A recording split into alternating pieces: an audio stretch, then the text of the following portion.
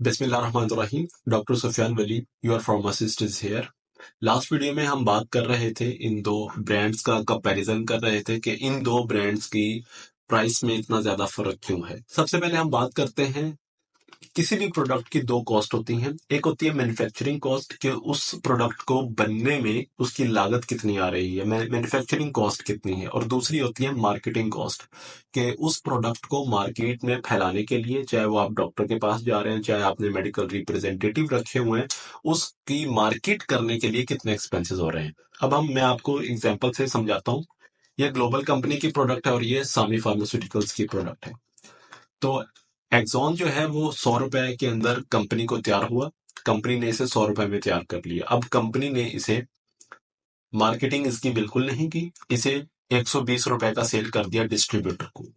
Distributor ने अपना माकूल सा मुनाफा रख के 10 रुपए 15 रुपए रख के 130-35 रुपए का फार्मेसी वाले को सेल कर दिया। अब फार्मेसी वाले के ऊपर है कि वो इसे इसकी एमआरपी 380 रुपए का सेल करता है या इसे 160 या 70 रुपए का सेल करता है। दूसरी तरफ ये ऑक्सीडिल है, सामी फार्मास्यूटिकल्स की प्रोडक्ट है, जो कि 100 रुपए में तैयार हुई है। हम अगर इसकी मैन्युफैक्चरिंग कॉस्ट की बात करें तो ये भी ऑलमोस्ट राउंड अबाउट 100 रुपए में तैयार हुई है। लेकिन इसकी मार्केटिंग कॉस्ट इस कंपनी को बहुत ज्यादा आ रही है। वो क्या है कि ये डॉक्टर्स को अप्रोच करते हैं। इस कंपनी ने मेडिकल रिप्रेजेंटेटिव हायर किए हुए हैं जिनका बहुत ज्यादा एक्सपेंस है। एक मेडिकल रिप्रेजेंटेटिव को पेंट कोट पहनाकर डॉक्टर के सामने रिप्रेजेंट करने में बहुत ज्यादा इन्वेस्टमेंट होती है।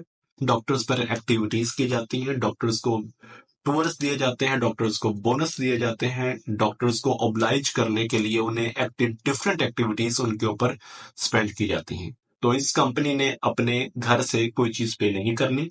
इस कंपनी ने इस प्रोडक्ट के अंदर उसके कॉस्ट सारी शामिल कर देनी है। अब इस कंपनी को for example manufacturing cost I 100 rupees, और इस प्रोडक्ट की जो मार्केटिंग कॉस्ट थी वो 200 रुपीज इस कंपनी को आई। अब वो कितने हो गए टोटल? 300 रुपीज। अब 300 रुपीज के बाद इन्होंने उस डिस्ट्रीब्यूटर को सेल करना है, डिस्ट्रीब्यूटर ने आगे फार्मेसी वाले को सेल करना है, और फार्मेसी वाला इस प्रोडक्ट को आपको 415 रुपए की सेल करेगा। मेरा मकसद है आपको अवेयरनेस देना कि आप कोई भी चीज इस्तेमाल करें, आप उसके अंदर जेनेरिक की तरफ शिफ्ट हो जाएं। आप कोई भी चीज इस्तेमाल कर रहे हैं, आप कोई टैबलेट इस्तेमाल कर रहे हैं, आप एक इंसान, एक बंदा जो मिडिल क्लास मैन है, वो ये वाली चीजें अफोर्ड नहीं कर सकता। उसे चाहिए कि वो जेनेरिक ड्रग्स की तरफ आ जाए। ऐसी कंपनीज